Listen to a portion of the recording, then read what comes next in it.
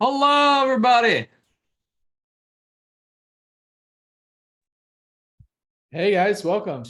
Carlos, what's up? All right, What's up, I guys? literally just got off a phone call, so I have to go do a Hey, bio break. But I'm gonna pin you do your guys, and thing. you could do your intro, Carlos. I'll be right back. Awesome. Welcome, guys. Thanks for hopping in here. Some of you guys were just in our Q&A call, RI Hot Shots, and we were like, hey, we're probably gonna do a really light one because we have Paul and Andy coming on, and we want to save your InvestorFuse slash webinar bandwidth for Paul and Andy. So I appreciate you guys that were on the Q&A call. What's up, guys? What's going on? Hey, Andy's on here. yeah, I'm not going to miss a good party. Are you kidding? Andy, that doesn't look like you on the icon, the profile there. Yeah, it's me. All right. It's my Photoshop. Hey, All right. listen, I'm not stopping anything. I'm just excited to see you guys go about your business. I'm happy here to assist and do whatever I can do to help you guys. This is exciting for me. So I'm here to assist in any way I can, right? Just as a fan of you guys anyway. Awesome, dude. I appreciate that. Well, guys, I know we have this recorded. We're going to resend this out and keep this on the knowledge base as a replay. But Paul DeCampo and Andy Detweiler are people that we have known for a long, long time, have worked with for a long time, and just great guys in the community. Do you guys want to give a quick intro on what you're doing to help real estate investors in the space now? And then we can kind of just get into the the meat and potatoes of today. And it looks like we still have a bunch of people hopping on, which is awesome. Yeah, Andy, go for it. You do the honors first. Okay, thank you. Ad-libbing this, just throwing it out there. So as a direct, having done direct mail for a couple of decades, we really learned a lot over the last, 500 million pieces of mail. And actually, the impetus of some of this stuff is really back to the days with Dan coming into our office in LA and saying, hey, we really want to, apply a tool to our user group, allowing them to order mail. Right. But I don't want it to be complicated. I don't want them to have a lot of choices. I just want to make what we ended up calling what we called an elixir.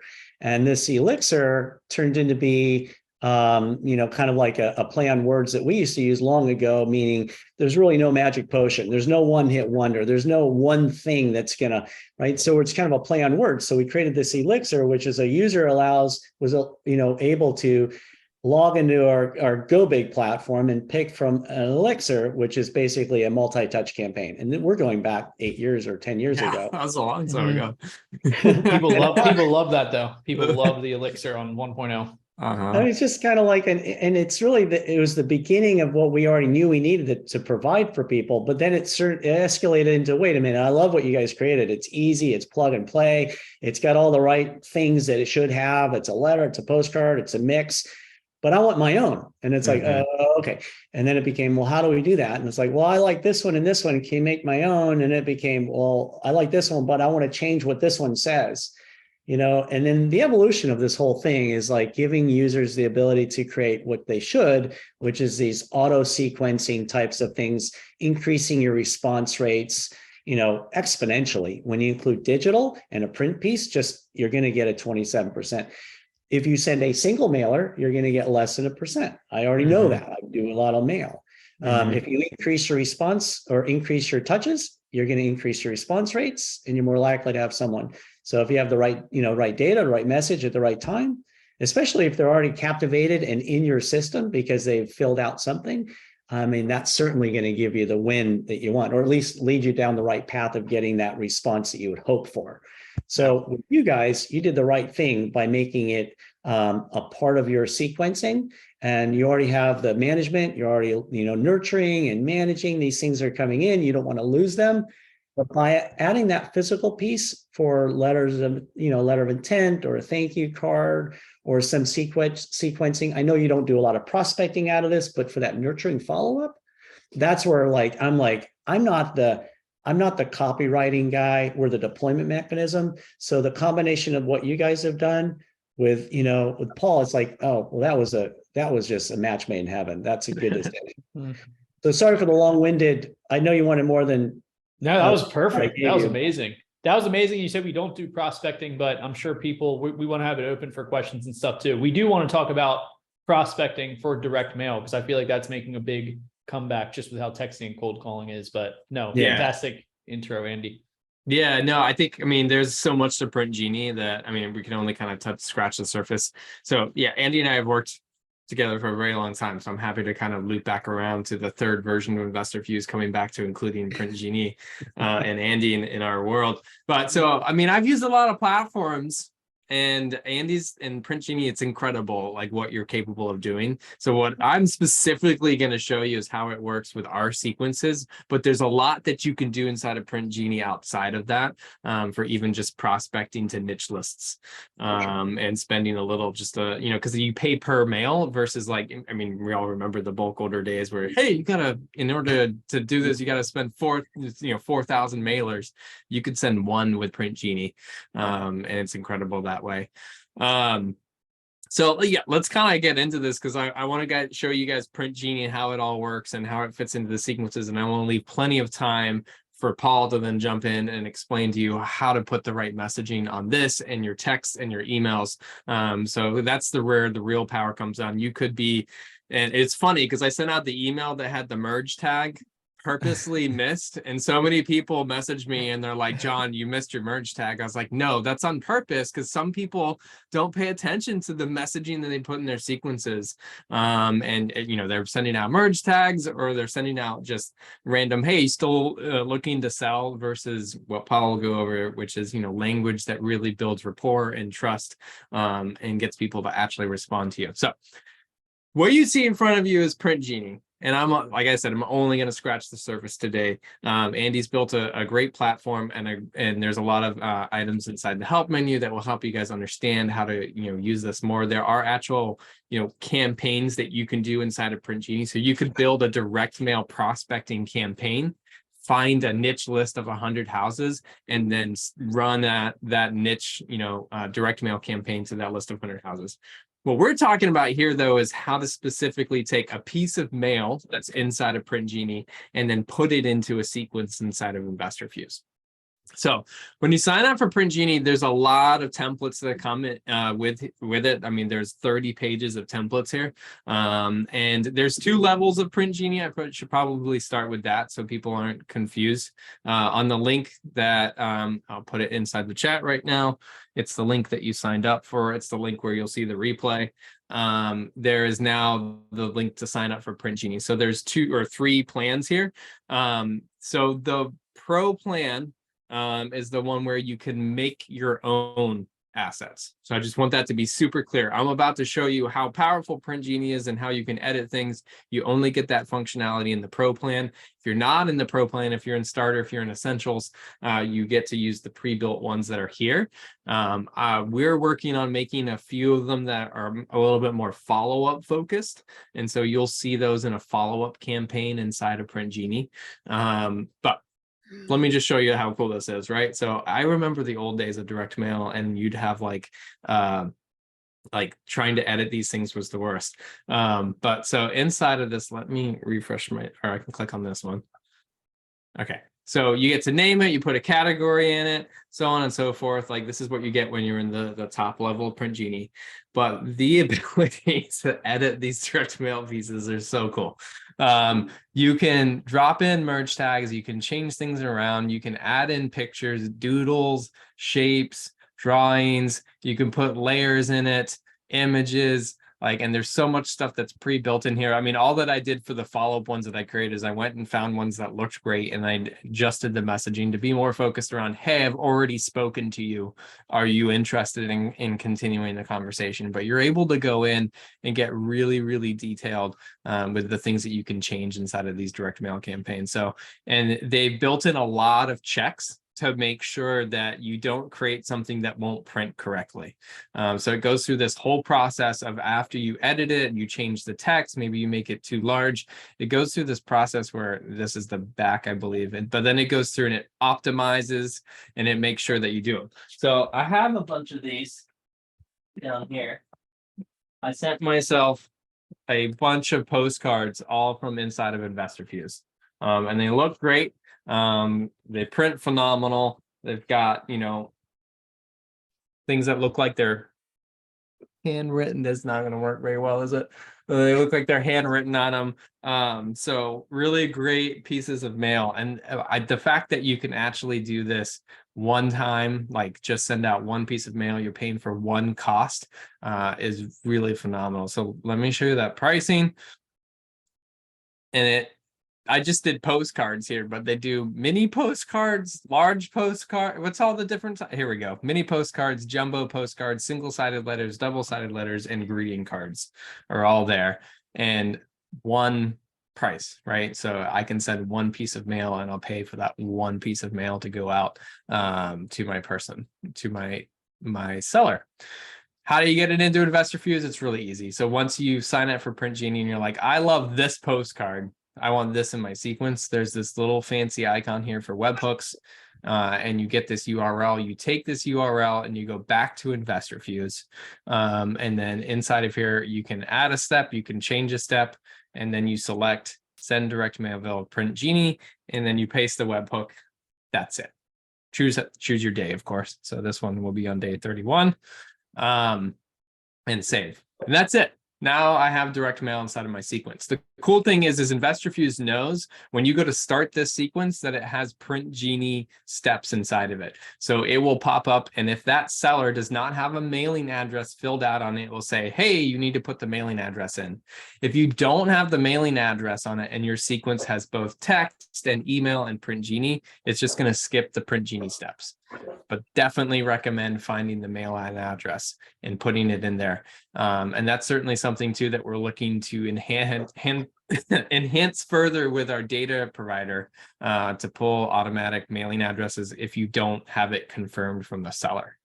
But multi-channel follow-up is really, really important. I just got off a phone call earlier this week with one of the guys from CG Collective Genius, and he went to their most recent meeting, and he said that the presentation that blew him away the most was the one that talked about multi-channel follow-up. Not multi-channel like generation, but you've got them in your CRM, and now it's time to get them via text, email, direct mail. And he was even talking about like how to put it into ad campaigns on TikTok.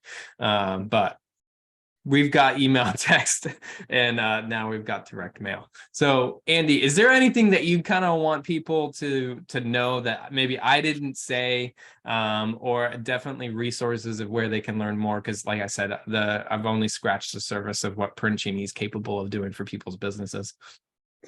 You nailed it. I think that was really good. If you go to, maybe you can't see it, but if you were to go to, or maybe you can go to mail templates on the left-hand side there. I think this is a couple validations here. We're adding more, so you have understanding. Now there's all your mail templates. If you click on Marketplace again, or let's see, or do Design Studio in the just hit refresh. I think you got stuff. I've been going back and forth between Design Studio and Marketplace. So. Yeah. That'll happen. So if you go to like mail templates and click on mail order history, so just to give you kind of a reference, we're doing a lot now. Right now, it shows you all those touches that came in through your CRM, right? Through your, or not CRM, through your account. And so what you can do is and I've been doing it with you guys as well, but I'll set up a sequence and I'll go through, and once it's set up, it's running. But this is just a way for you to kind of get a look at what was going on. So a couple things to consider are, this is going to show you a validation that the piece was sent over, who it was sent to, and when, and things like that. We also, if you go back to contacts, not knowing really what you have in your account, but contacts, my contact list.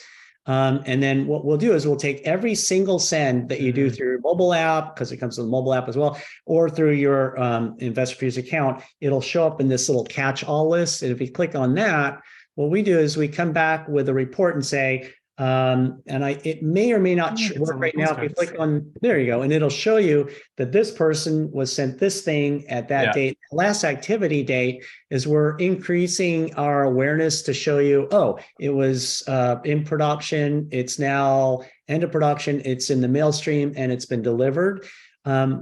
yeah, maybe 30 days we'll have that, but that'll give you a better understanding because everything's a single send. So we have record level contact on everybody. So that's a heads up. And if you click on the link might work, John, but we're doing an upgrade right now. So it may or may not show for you. Let's see if it does.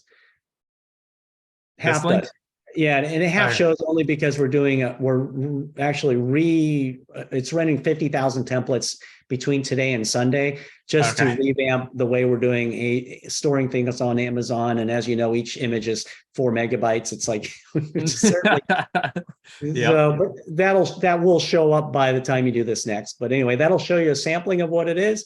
And then we're adding more functions or status updates. But other than that, you did an amazing job at showing the ease of use. Just copy, paste, and now you've got a workflow. And sorry, one more thing at the top, your fund account thing, John, under available balance, you can fund your account. You click on that, you can, and you can always fund your account, and it pulls from your PrintGenie wallet, so you don't have to worry about putting in 59 cents or something.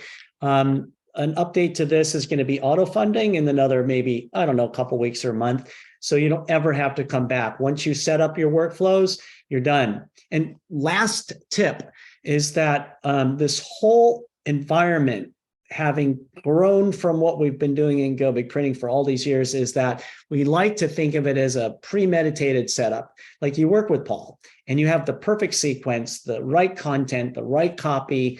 You mix it with maybe our designs and use his storyline. But the fact is you set it and forget it. And you know that when a lead comes in, it's getting the appropriate campaign. You're no longer having to do what I call hope marketing, which is logging in, wondering what I should say, getting the analysis paralysis. But now you have your campaigns built for every sequence activity, and you walk away going, okay, I don't have to touch this thing. It's just running on its own. So, yeah, so that would be it from my perspective, I think. Where are the company fields? Is that here that go into the post? Yeah. Okay. So while you're here, you can share about that. I will. This right here, when you first sign up, is you have to fill this out anyway. You're going to do that. When we build templates, or John builds templates, or Carlos, or anybody, or Paul, when they build templates, when we build them for you, it's our prerogative to make them the right way we believe they should look right. We may put in a logo, we may not. We may put in a disclaimer. And so what we do is we build them with those decisions, but you don't have to fill in all this stuff. And if we go to like advanced and the photo section, you don't have to fill out this stuff, because if you order a webhook or any mailer and it's missing one of these elements, we're going to say, hey, you're missing an element, you can't mail it. So all that safeguarding stuff. Not wasting money. I love that. Not wasting money. And also, John, by the same token, in reference to that data set that you're bringing in and you're sending over, if it fails, it's failing because it didn't pass delivery point validation and USPS and NCOA. So we're going to fail it, and we're going to tell you in that little bell up there, the notification thing, and not that you don't have any fails, but it's going to show up there and say, hey, we're not mailing this. You didn't pay for it. And or you paid for it, but we're crediting you back, and it goes through that whole cycle as well. But yeah, I love that. That's a good one too. So yeah. And photos, all these, so when you find a template that you like and it has a photo in it, or it's having these merge tags in it, and you go to pick the webhook URL, and it's like, hey, you actually need to update the photo first or add your own stuff. It will warn you and say, hey, put these things in before you start using this postcard, because it needs to be your own personalized content. Exactly. Perfect. Super, super cool system. And I love the safety checks of making sure that everything going out has correct mail tags or merge tags, and it's going to a correct address. So you're not wasting the one-off costs of all of the mail that you're sending via PrintGenie. It's phenomenal stuff. Cool. Appreciate you jumping on here and enhancing the message here. I love that. So you can sign up for this. It's like I said, on the same page, which is posted in the links. And you can start with Starter, Essentials, or Pro. Pro is the only level that lets you edit the actual postcards. So if you're on Starter or Essentials, you're using the postcards that are pre-built into PrintGenie. Like I said, there's 30 pages of them, and they're adding more, and I'll be adding some that are follow-up specific that you'll be able to use through the account. But I love the fact that you can edit the mail. And I think one of the cool things to put in there is a QR code. Just one of the things I've been talking about with people that are using this is to put a QR code on the postcard so people can go to your website and learn more about you, look at your reviews, look at your testimonials. So a little tidbit there. Good stuff. Awesome. Thank you for that. All right, Paul. Now we know that we can send text, we can send email, and now we can send phenomenal direct mail. What should it say? I have spent a lot of time reading about you as I've been making these emails, getting people to come onto this webinar. But I'd love for you to kind of share a little bit of your background. I'm going to stop sharing my screen here, and any of your background, any kind of context that people want to know or should know about you, and then I'd love for you to inform us about how to make great sequences. Yeah, man. Appreciate you having me on. And I don't know how you guys want to go about it. If it's going to be a Q&A or it's going to be like a slide deck, because I literally got like a text from Carlos a few days ago saying, let's jump on a webinar. And I said, sure, why not? It sounds fun. But I do have a slide deck. I mean, if we have time for it, to talk about follow-up, but we're talking about follow-up for warm leads, people who enter into, because people get that mixed up all the time. I think follow-up is their cold list, but we're talking about warm leads right now. And so yeah, who am I? What have I done? So I've been investing since 2015. That was like my prime, like not my prime. That was like the beginning of my entrepreneurial ventures and my journey. I read Rich Dad Poor Dad like everybody, jumped into it, the rabbit hole of bigger pockets and the wholesaling, indirect mail. I spent a lot of money in direct mail back then. And then jumped also into, and then kind of merged, long story short, jumping into mobile home investing, into notes, land investing, and then in the middle of it, I'm also like jumping into another rabbit hole of copywriting, and that became my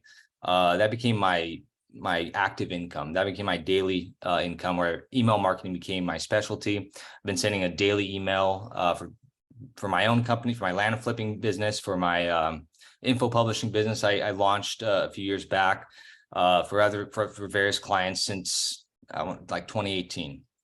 2018, 2019. Yeah.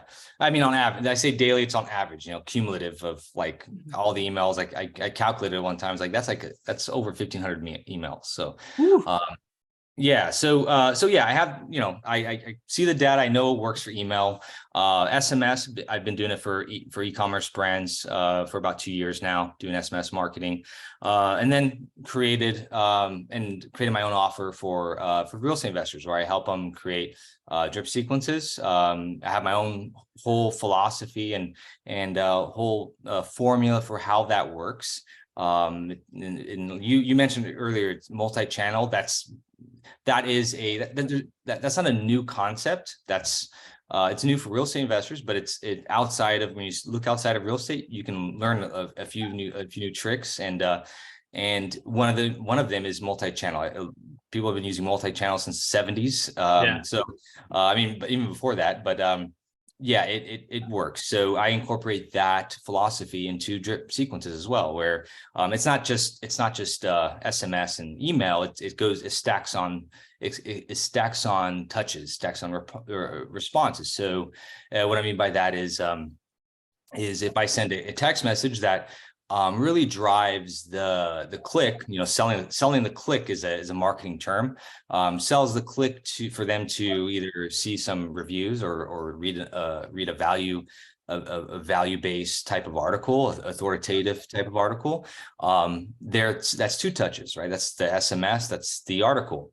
Then on top of that, if you're a smart marketer and you got retargeting pixels on your site, and you can stack on even more with I don't do that stuff for investors. Like if they want to get into the whole digital marketing side of things and do retargeting, I don't personally set that up for them. I could probably connect them with somebody that does, but yeah, if they got that, that's infinite amount of touches now just from that one message. So yeah, so that's my whole that's not my whole philosophy. I mean, there's a lot more to it, but it's copy driven, meaning that I try to, so here's like a tip for a lot of investors without going into my slide deck, since, you know, we've already had 30 minutes into this, but I guess the biggest tips I can give is a lot of people struggle with the idea of like saying more than, you know, are you still interested? And you sent that, you know, I thought it was genius, by the way, that email you sent, that was great. And so I loved it.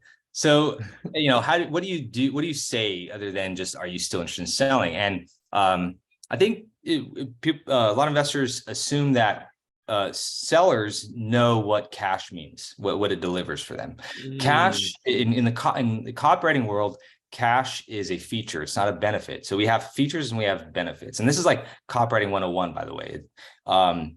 People get into this feature type of when people don't really like dive into the whole copywriting principles, they get into this feature type business, listing all the features that their business brings. But a feature doesn't fulfill what a lead wants or desires, right? It's just a thing, you know. It's just, you know, my car is made, you know, my car has a DVD player. That's a feature, right? Yeah. What does it exactly do for them? It doesn't do anything until you explain it to them. Same with cash. Cash doesn't do anything.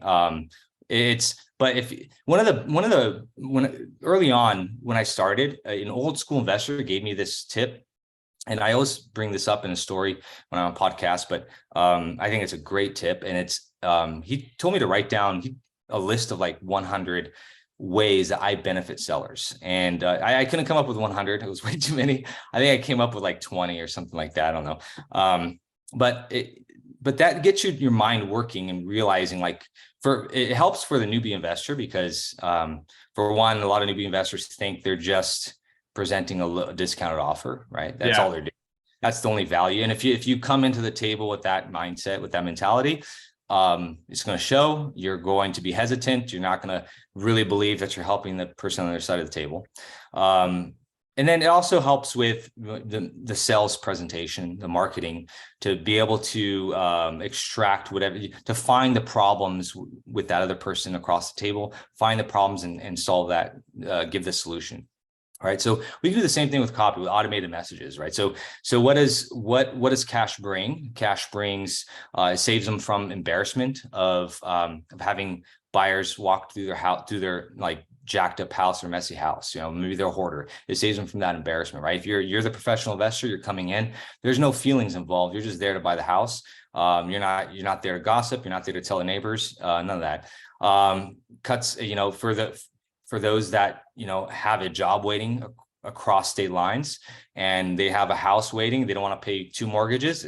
You just cut the time in half for them to sell and saves them from paying a double mortgage, right? So all these little, these are benefits, right? Cash doesn't do anything, right? So that's one of the things I employ in follow-up marketing and follow-up messages for real estate investors, is actually adding on benefits. And how I do that with text messages is I'll do one text message will have at least one benefit in it, you know, and you know, it imply, you know, when you send a text message I guess I should just show my slide deck, right? Yeah. So example, right? So dude, go ahead.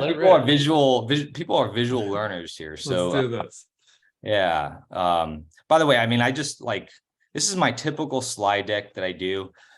And I'm not gonna go through the whole thing because this is like my typical webinar slide deck, right? So, but I kind of altered it for InvestorFuse here. So, and if there's any questions in the chat, because I can't see the chat right now, let me know. I'll feed them to you. Yeah. So my whole, you know, this is the title, you know, this is a copywriting headline here, how to add, I don't know if you guys can see that, but how to add a whole proof follow-up system that recovers lost leads. That is really like what I'm looking to do. And I'm going to tell you exactly how I do that. It's through event-based sequences. Event-based sequences, adding trust in the copy. I don't have like a webinar. I don't have like 3 hours to do a whole copywriting 101 class. So I just narrow it down to trust, how to build trust in your copy. And and then adding benefits in your copy, what I just explained to you. Now I do quote secret. I hate using these like cliche stuff, secret, 3 secrets to it. But, it's typical cliche, but I quote it because all this what I'm talking about is not really secret. It might be unknown inside the whole real estate niche. It's not used. Outside, you see this all over the place, outside of real estate. And so I have a quote here. If I know Andy is very familiar with Jay Abraham in his phenomenal book, Getting Everything You Want Out of, I don't remember the title, but Jay Abraham, this was like his, I want to say it's not really his USP, but this is what he talked about all the time, is where breakthroughs happen when you take ideas outside of your industry and take them from another industry and apply it to your own. So this is kind of, that's why I mentioned the whole secret thing here. So I'm not gonna go through my whole story with that. That's going to take time. This is my story, who I've worked for. I have worked for Care in the past. I have a Vegas thing here because I used to run if there was a big land developer in California, they would sell land via direct mail. Again, so direct mail here, we're talking about direct mail. So I used to write big direct mail packages selling like hotel developments in Vegas. Oh, wow. Yeah, and they would sell these developments all via direct mail. And they worked with Craig Simpson with compiling a list. And yeah, I stopped working for them because things got busy. I was running land flipping business at the same time. I had other clients, and these guys were a little slow so I moved on. So okay, so data I've seen, I kind of talked about this. So I've been sending a daily email since 2018. I manage lists that warm lists of about totaling of 80,000 email recipients. These are warm opted-in contacts. My KPI for email right now first is $11. And this isn't applied to like a motivated seller list, by the way. This is pertaining to print shops, e-commerce, coaches, $11 per email per contact per month. So that means I know that my KPI is, I know that if I'm managing a list, I'm sending those emails.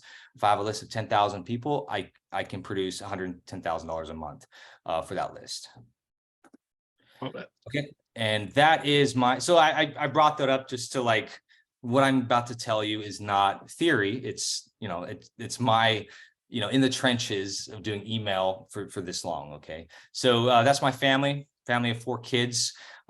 This is when I'm not doing info publishing, email, the service base of OmniDrip, service-based offer of OmniDrip. I'm here with my family. So, and if you get on Paul's email list, you'll also hear about how he had more kids than maybe anticipated.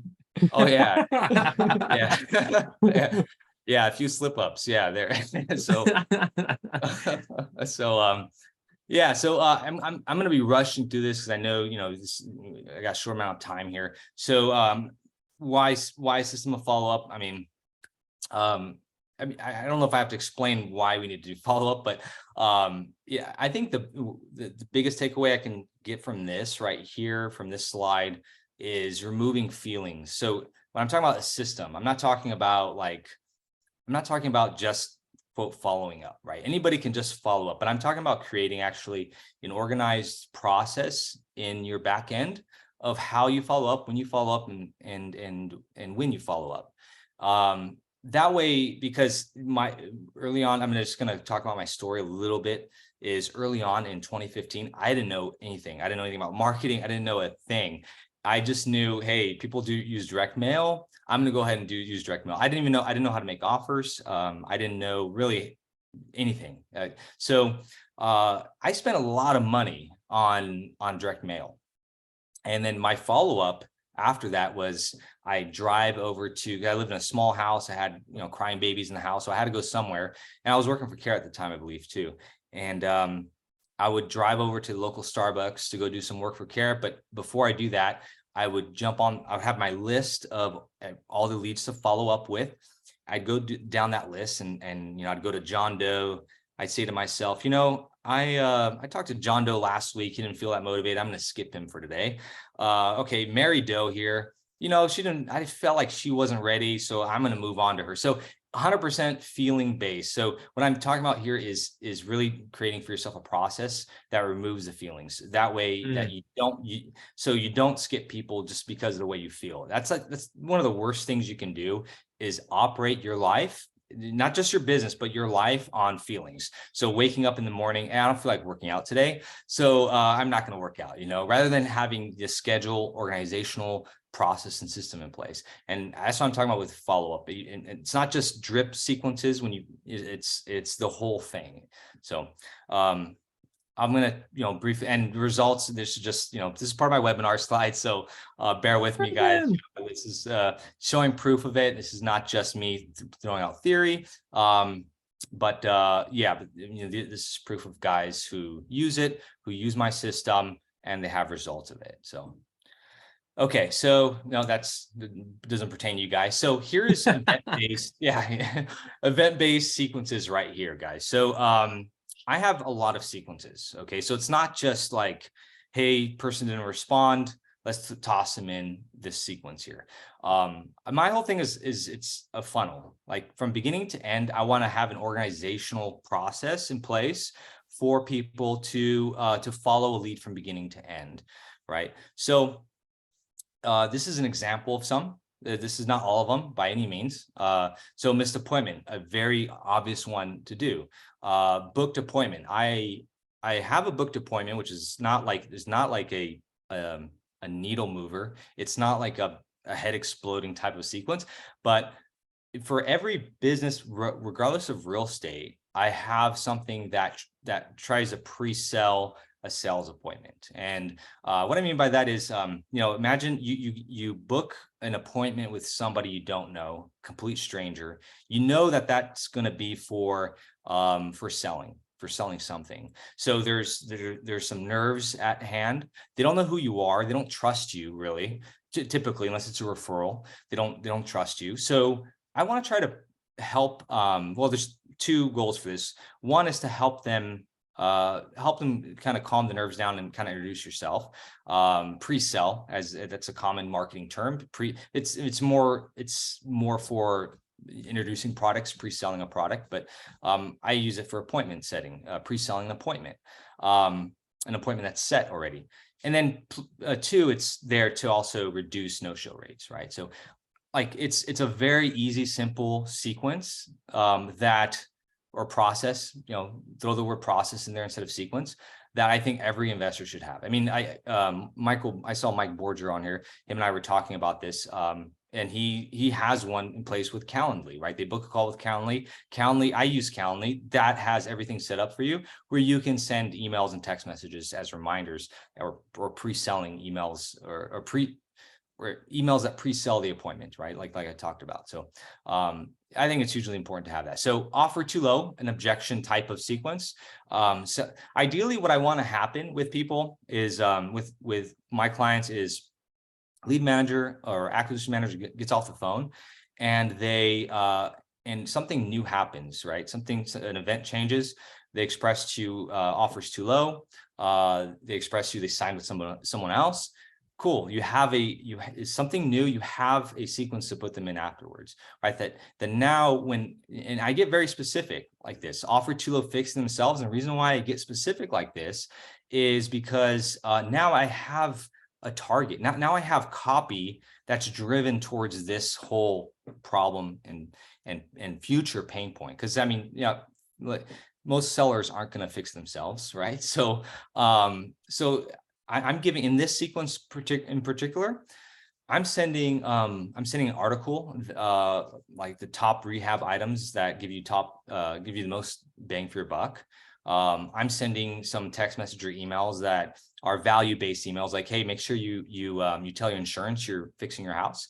Hey, make sure you remove the lien from the contractor's lien from your house after you're done fixing it. Right? All these I'm trying to be an authority when it comes to this sequence, right? So that when the time comes and they're not, and they realize like, I'm never going to do this, 3 months, 4 months down the road, I'm never going to fix the house. You've been there top of mind, actually giving them value and being an authority, right? So I'm going to get into authority in a bit, because that has a lot to do with trust. But real quick, I'm trying Hang to on rush. real quick, Paul. I just want to I want to point out to people, because I've been in so many people's system, and my phone has been tested for every sequence since since man invented sequences, and I was building stuff out in Podio. Like, I still get them today. Imagine a seller who's in a situation, they have a problem, and one person is sending them those types of messages that Paul just mentioned, and the other one is sending them, hey, you still interested in selling? And they just rephrase that question 5 different times, and they spread those messages out over 2 months. Who do you think the seller is going to go with when they realize, I can't solve this problem on my own? I have to do that. Even though the price might be low, even though I feel like I'm not getting my full dollar, I need to solve this problem and I can't do it myself. They're not going to go to the person who's just messaging them, are you still interested in selling your house? So I need you guys to pay attention. All right. And keep going here, Paul, and keep selling this, because it's so important that people realize that what this looks like to a seller on their end, and what it's doing to them emotionally, and how they're feeling towards the people that are sending the messages. Go ahead. So that's a really good point. Is when as service providers, we assume that we're the only person that the other lead is talking to, right? Right? Especially in the home buying business, the direct to seller home buying business, right? Mhm. They might be talking to at least one. But so yeah, we talk about standing out all the time. This is another place we have to stand out, right? And so then you can add, now that Andy's here talking about PrintGenie. Andy and I have been talking about adding, this is in the works. It's not entirely finished yet. I don't know how we're going to do it yet, but Andy and I have been talking about incorporating mail into this as well. I'm a big believer in direct mail. I use it. I have a whole slide deck or a whole slide for this. But I use it for follow-up, for warm follow-up contacts. I use it for example, in my own business, my own service-based business, AudioDrip, when on sales calls, if I don't have, you guys are very fortunate. You guys can do this automatically, right? So easily on here, really. I mean, it is like, okay, imagine me at the end of the month, I've got, I got 20, I went through 20 sales calls. 10 of them didn't convert. So I plug them, I give the data over to an assistant who then sends mail on my behalf, right? So very manual labor intensive. Okay. So but the point is I'm getting at is I still use it as a mechanism for following up with people I've already spoke with. So imagine in any of these, you're also including, you're including mail, right? This is like using direct mail as a follow-up, like with warm leads. It's not really talked about with in the investing world. Outside of it, this is a Dan Kennedy thing. He talks all the time about incorporating direct mail into your warm follow-up. And I mean, I use it. I've seen the results of it. In fact, I could attest the results. I mean, I have from doing it, just from one client, I've gotten paid $250,000. I'm not exaggerating this, $250,000 from one client from doing this. Okay. So that's crazy.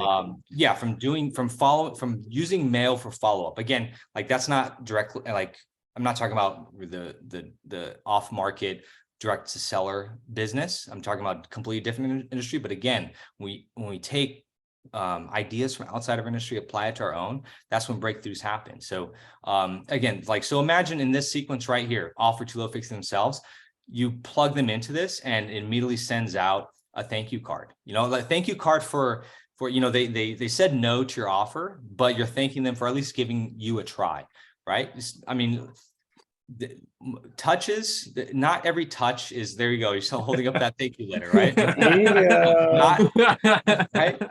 This is multi-channel right here. So not every touch is worth the same price, meaning like I mean, this is obvious, right? A touch with direct mail is worth far more than a text message or an email, right? It sends a lot more rapport, credibility, et cetera, professionalism, et cetera. So yeah, so Andy and I are working together to do something like to package that in to have my own like webhooks and my own type of templates to plug into these sequences that are pertinent or that are congruent with the sequences I have, the messages I have in place here. So, all right. So I'm going to try to rush through here because I know we don't have that much time, but I personally have, or what I help clients with is I have 20 plus sequences. Wait, 20 plus? Why 20 plus? Yes, because if yeah. Sorry, Yeah, so yeah. Because it explains right here. So right, obviously, right.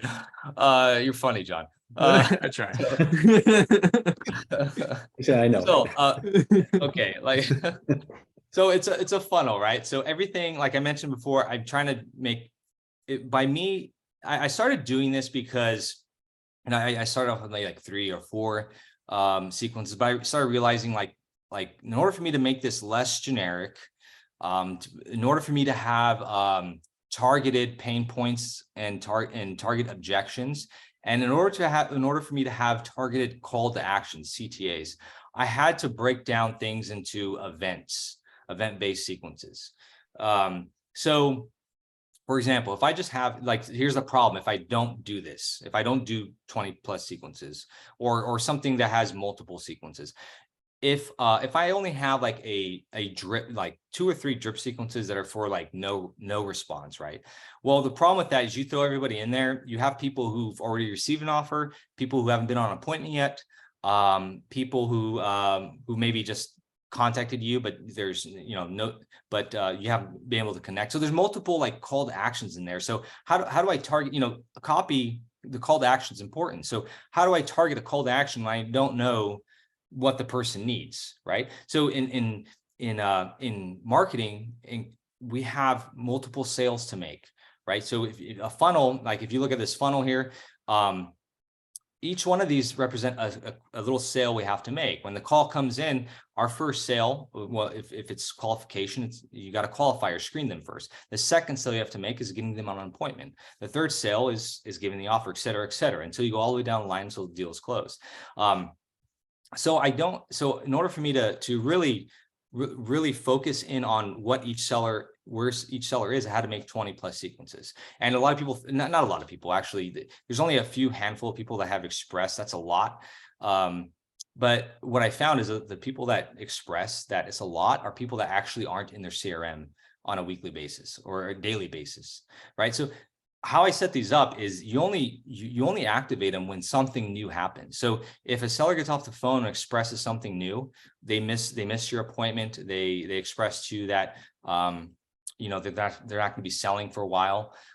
You got to go in there to take notes anyway. So if you're going to go in there and take notes, and you should be taking notes, then you can take 2 clicks to activate a sequence. So and another reason why I have 20, and again, this is just like showing results of how it works.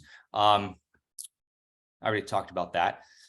One of the things I do is I segment too. So some of the sequences and I don't think I talk about this in my slide deck, so I'm just to talk about it here. If you guys want to grab those lists, you guys can input this right here, and you guys, I'll send you over.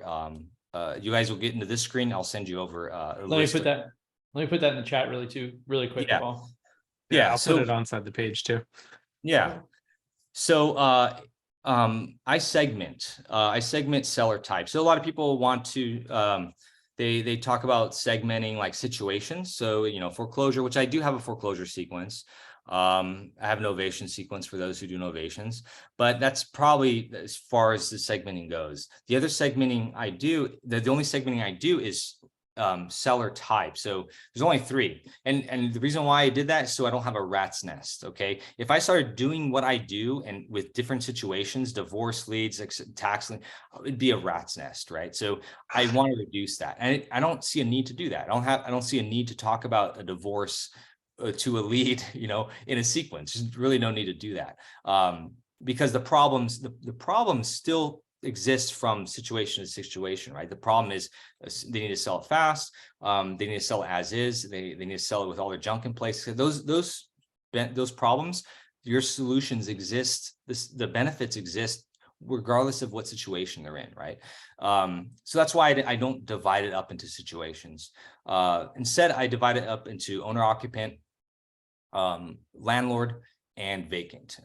For some of them, not all of them. Probably for only a handful of them, I do that. And the reason why is, again, the problems of a landlord with tenants. Someone with a vacant house won't ever know what those problems are, right? So I can start targeting my copy towards that problem, right? So subtly, right? I don't, there's, with text messaging, it's kind of hard. You don't have a lot of room to explain things. So you have to be pretty subtle when it comes to bringing up a problem or digging a knife into a problem, right? You don't want to seem like an a-hole doing it.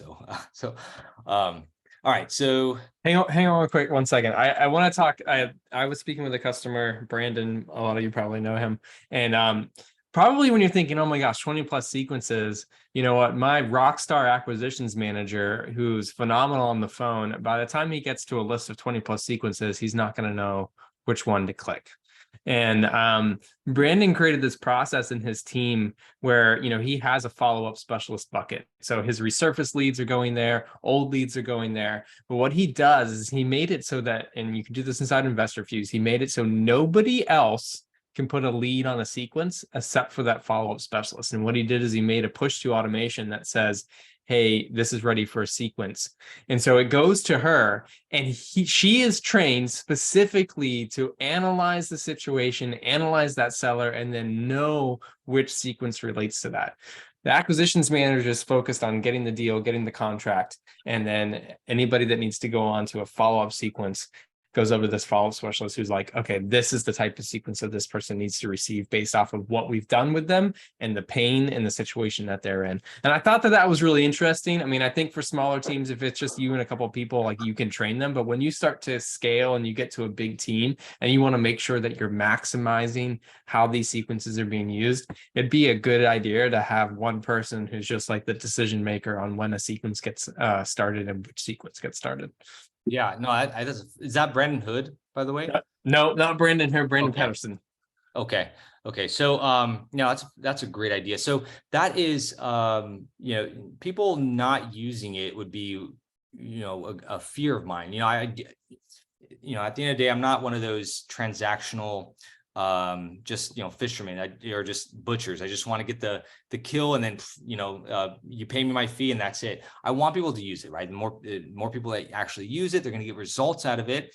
And more referrals are going to come out of it from me for me. So I make sure that when people do order this, everything's complete. I have instructions at the end because I do want people to use it. And I reach out to make sure their lead managers understand everything. I name them accordingly so that they make sense, right? When you see them in your list to choose, you see exactly where it falls into.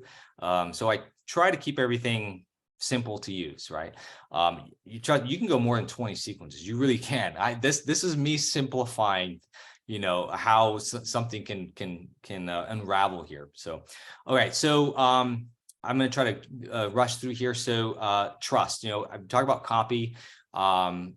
Trust is, when I look back at every client I've had myself, every seller I've had when land and mobile homes, I can say that the one element that really makes it from, they have no idea who you are, and then to a transaction closed, is trust. It's a hugely, I think, underrated element in copywriting, and it is a copywriting element. I mean, we're not so. You probably people are kind of not scared of, but how do I put this? There's a lot of copywriting misnomers out there about having these big claims, these big headlines, because they think that's what sells. And, in certain markets it does. But there's a form of distrust that happens in certain markets and in certain headlines. And top A-list copywriters are always thinking about proof or trust. How do I prove what I'm saying? How do I make them trust what I say all the way to the beginning? Because we need to build that trust. Again, it's the giant chasm that exists between you and a deal close. So you know, in follow-up, a lot of investors are just like, I need to get the response, I need to get the response, but the response doesn't happen until there's some kind of level of trust, right? I know that cold SMS lead generators are gonna, you know, say, no, I mean, I get leads all the time through cold SMS, but you know, that's a whole different market. People who respond to SMS, a cold SMS message, it's a different market. It's a hyper buyer. It's somebody who's probably extremely motivated, right? But in other markets where they're not a hyper buyer, Andy knows, familiar with the word hyper buyer, but if they're not a hyper buyer, which is only 5% of the market, they need a level, they have a level of skepticism that is stopping them from responding to you. That's most of society. You know, hyper buyers only exist. And when I say hyper buyers, these are people that just buy anything, that respond to anything without having any level of trust. Those are only 5% or less. That's, you know, that sounds like a random number, but years ago, this guy named Ken McCarthy did a whole study on this and found out hyper buyers are only 5% of the market, right? The rest of them have extreme skepticism of you. So I say there's a trust threshold, right? I'm trying to move them over to the trust side of things. And it's why referrals are the best leads. You know, if I need a mechanic and I ask my neighbor and he sends somebody over, I'm already sold on the guy. I don't have to dig into his Google profile. I don't have to look on his website. I'm already sold. So trust when I'm writing copy, when I'm especially with follow-up, the whole marketing scheme of things is from beginning, especially in the beginning, I'm trying to employ some trust elements, meaning I'm trying to move them over to my website to show that, hey, I'm professional, I'm credible.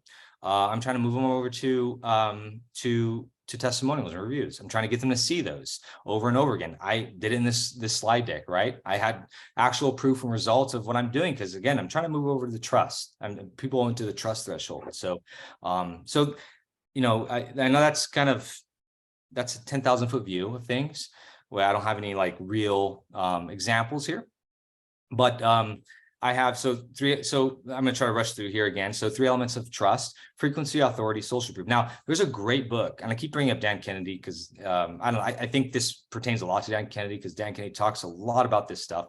He has a great book called Trust-Based Marketing. Highly recommend that book. But everything I'm covering here, pretty much he goes through. Frequency, the amount of times that people are seeing your ads, seeing your messages, etc., that actually builds that level of trust. Okay, authority. I mentioned the articles, the value-based articles, right? When I'm showing you that I'm expert in something, it builds your level of trust, right? In this webinar that I'm doing right now with you guys, I'm hopefully building that trust. I'm showing you I'm an expert in what I'm doing, right? So in the beginning, I gave you some stats of what I do. Again, lifting my authority, lifting my expertise. And so of course, social proof, showing, I mean, this in itself is a whole lesson. Like how do you do this? There's multiple levels of doing social proof, but in a very simple scheme of things, it's sending them your reviews and testimonials. Right. Reviews and testimonials. I don't think I touched base on this, but back in a slide I had there, I had a slide on my sequences, right? So one of them was deal close here. So deal close. After a deal is done, and I do this outside of real estate as well. I try to employ processes that enable us to get testimonials and referrals automatically. We try and we try to stack on those testimonials. And I'll explain that in a bit. So deal close. So after you close the deal, people just push the seller aside and forget about it and move on to the next one. But there's still some selling to do with that closed deal, with that closed seller, right? We can still grab a testimonial, we can still grab a referral from them, right? So it's a really simple, it's not it may be a needle mover for some. It can add, a few extra deals a year, but it's not it's kind of a no-brainer. It's not like an awe-inspiring type of idea. It's just, the fast food industry, they had the revolutionary idea back, I don't know, 60s or 70s, I don't know when it was, when they had the phrase, would you like fries with that, right? It increased their AOV, and it was, and every fast food restaurant does it now, right? So it's the same principle applied to here. We're asking them, hey, can we well, at bare minimum, everybody should be trying to get a video at the closing table. If you're doing it in person, even if you're doing virtually, trying to get a video testimonial, right? And then on top of that, I'm stacking on by sending automatic messages that ask to get a review on either Facebook or Google, whatever you have in place. And then after that, maybe a few months down the road, you're sending them another blast, asking if they know anybody who is looking to sell, right? It's not a, if you have 50 deals a year, one of those people are going to know somebody else looking to sell, right? So to me, it's an easy question to ask, to add into your system. That could mean, it could mean another deal. I mean, if you get $30,000 from just asking the simple question, I think it's well worth employing this into your system. So, yeah, so that is my, I think I covered a lot of it, but, yeah, that is kind of, I talked about benefits already, cash not being a benefit. So I talked about this social proof, authority, frequency, adding that all, and direct mail. We've kind of talked about that already, right? We talked about employing all that into it already. So yeah, if anybody has any questions on that, I know it's about an hour now, so it's getting over, but if anybody has any questions, again, this was not a planned out webinar. It was just, hey, let's jump on something. I pulled my slide deck, I moved some things around in here, and we talked about follow-up. So if anybody does need, if anybody wants to book a call with me to talk about adding this on, and again, it's not ready yet, but it'll be later on down the road. Anna and I are going to get together and figure out how to add this to the direct mail to these sequences that I have in place. But yeah, if anybody wants to jump on a call, they can. I have this on the bottom, and if that's true for you guys too. If anybody books a call, I'll throw this. If anybody comes from this group, even if they just opt into that list, I'll throw in. I have since I used to write copy for Carrot, I do website copy. I'm an SEO writer as well. But I have a homepage copy template that's different from what Carrot does. So high converting homepage copy. And then I have my email marketing guide that is in the works. It's not done yet, but I have an email marketing guide for higher open rates and more revenue, how to employ it, how to implement it in real estate. So yeah, any questions? Does that guide include putting fake merge tags in subject headings? I should add it though. I should add it, right? It gets to reply. That is a great way to. So I think the email marketing guide comes at a good time because it's just email is a mechanism today that is starting to, the metrics are starting to, deliverability rates are lower, are decreasing, because people are using it in a way that's not meant to be used. So there are ways to, like, email, like if you just think about, like, again, it's the same with Google. If you just think about the what the consumer wants, and then you can start thinking about tactics and strategies that I'm talking kind of nonsense right now. I'm talking too philosophical right now. If you are sending out information on email that gets read, that gets open and it's interesting, you'll be fine. That's like, if you want to boil down email marketing, if you're sending stuff that people enjoy reading, they want to read, you'll be 100% fine. And you're kicking people out that don't need to be there.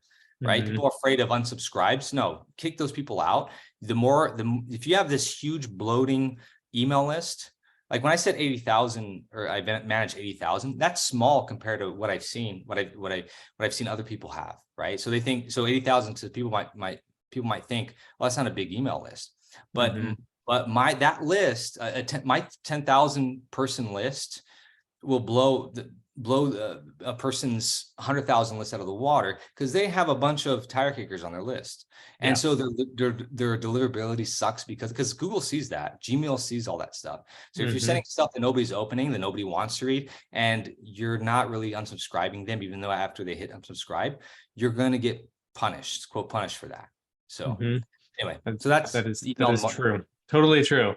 Yeah, it's crazy to think that emails progress to the point where like the providers now look at your emails collectively and say, hey, nobody seems to like what they're saying, so we're going to go ahead and move this to the promotions tab of Gmail, where nobody's ever going to click on it and see it. So I like that. Just make your content something that people want to read, is a really good tip for email. Yeah. Questions? Capitalize on one thing on what you said, Paul, the being the authority on a topic. You know, we see it all the time. It's like, how do you stand out? And everybody's sending out the typical cash offer letter or something like that in the prospecting world. It's like, so is everybody else, because they're one dimensional in their thinking. They're not building relationships. And from our experience, we're trying to build as much of a relationship as we can, all inclusive of that validation being the authority on a topic. So if you're sending out something that allows that person, and this is very Dan Kennedy-esque, and if you don't know who Dan Kennedy is and Bill Glazer, you should, right? But the idea behind sending out an ebook or something where you're offering something free so they can learn more about the experience they're about to go down, if they're going through probates or foreclosure, something that's, highly sensitive or nerve-wracking in someone's life, if you could be there to assist them, to help them understand what they're about to go through.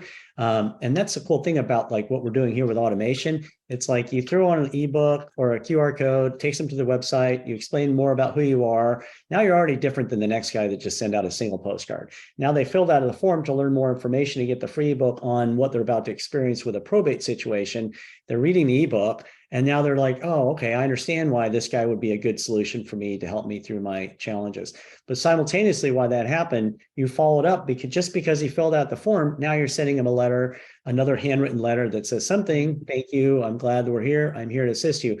Because at the end of the day, you're wearing a tool belt that's going to help and assist this person that desperately needs your help. And that's the value add that you bring to the table as an investor, where you're saying, look, I can help you through these nooks and crannies and challenges that you're about to go through. I've been there. I can solve that challenge for you, and I'm going to help you, and you can trust me. And that whole thing, that right there has been a differentiator between everybody that just wants to send out a postcard and be like, I'm selling houses. It's like, that's what makes you different, right? And that whole perpetual sequential element is really important, even to the point of your thank you card after a closing. Because what a lot of people will do is send out something and set it up so on the anniversary or the half anniversary or the year anniversary, hey, I hope things are going well with you. I hope life's moving on the right way. I'm here for you if you ever needed me. And that kind of thing it costs you what's $1.40 or $1.60 for a green card, first class. To get that in the mail from the guy that you work with, it's like, okay, well, that's a game changer.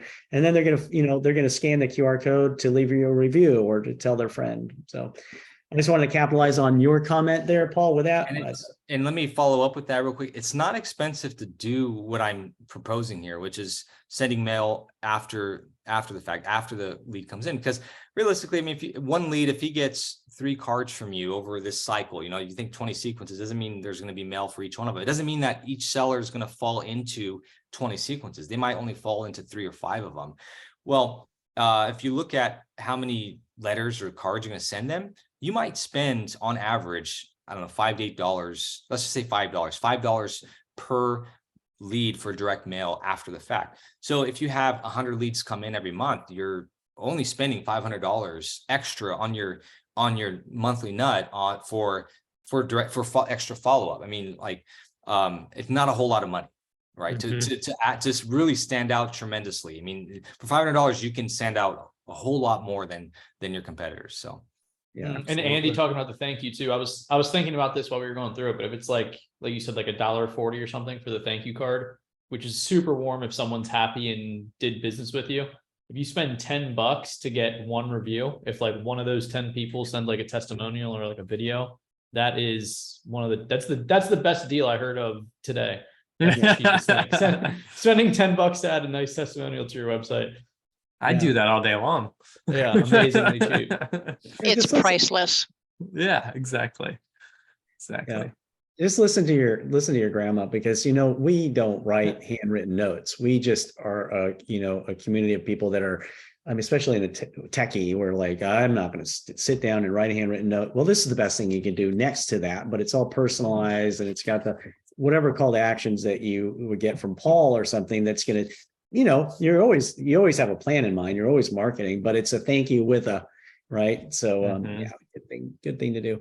And the cool thing about what you guys are doing with your automation is that you're only dinged against whatever you decide to mail at the time it's supposed to happen, right? So it's like if you have a sequence coming in and it's a hot lead and you realize, well, I'm gonna text, I'm gonna email, I'm gonna hit them several different times. Now I'm gonna hit them with a jumbo postcard. It's like, okay, you're dinged 70 cents, twice that day. So okay, that's what you want to do in marketing. We have a lot of 40,000 plus go big people that are like, oh, I just want to send out a Google Street View or something.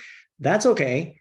But if you don't follow up the right way with these little micro conversational, authentic relationship building sequences, you're going to fall short, right? Yeah. Otherwise, you're just like everybody else. So anyway, yeah, good stuff. And yeah, and when it's in the sequence too, it's like if they respond via text, it's gonna, stop that sequence, right? Like the sequence did its job, they call you in, it's gonna cancel that sequence. So like even if your sequence has 5 pieces of direct mail and they engage with you after 2 steps have been done, you're not paying for the other 3. Right. Versus like putting somebody on like an automated sequence that just runs without you stopping it. Cool. On that real quick on that auto stop. Yeah, hang on just one sec. Anybody, if you have questions, put them in the chat so that we can answer them. But yeah, Paul, go. On that auto stop. So I actually tell my clients to not turn that on because so the reason why is there's some responses that don't dictate the stopping of the sequence. Yes. Right. So like an LOL, right? That I have humor messages in place. Like later down the road, I have actual that a client to me showed them to me. I actually took it from a client, and they were great for him. And the whole purpose is just to get an LOL. Well, if they again LOL, that doesn't dictate stopping the sequence. So I want people to be in control. Like so, there's automation in place, but I'm not like so. I have tasks, SMS, and email, right? I'm not a proponent of completely removing manual follow-up from your follow. Agreed. Yeah. Use tasks to give people a call. Right. You have to be in control of it, or else it just turns into a rat nest. I've managed email platforms. There's tons of automation in place and everything. Nobody knows what goes where.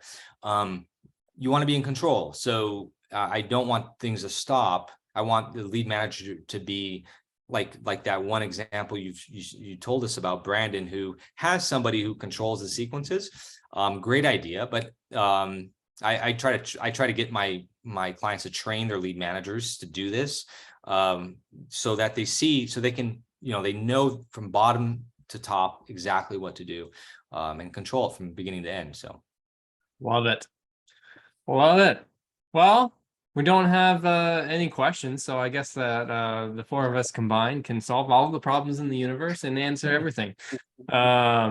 But sweet. So we're going to shoot out the replay for this. The same link that you used to sign up currently has a link to sign up for PrintGenie. I will add Paul's links onto that page as well, so that you can get to Paul's site and get his content over there and book calls with him. But super appreciate you guys coming on here. I think sequences are something that every investor knows they should have, but oftentimes does not implement the right way. And in this day and age, when it's really important to follow up, it's really important to try to stand out. The way that you're following up, the messaging that you're doing is going to be one of the most important things that people can do to keep getting sellers to come back and respond to them. You're welcome, Melissa. Thank you for coming. Appreciate it. All right, guys. Have a great rest of your day. Enjoy your week. Awesome. Thank you, guys. Thank you so much, Paul and Andy. Always awesome. Enjoy your vacation. Thank you. Bye, guys. Bye, guys. Thank you, everybody. Thanks, guys.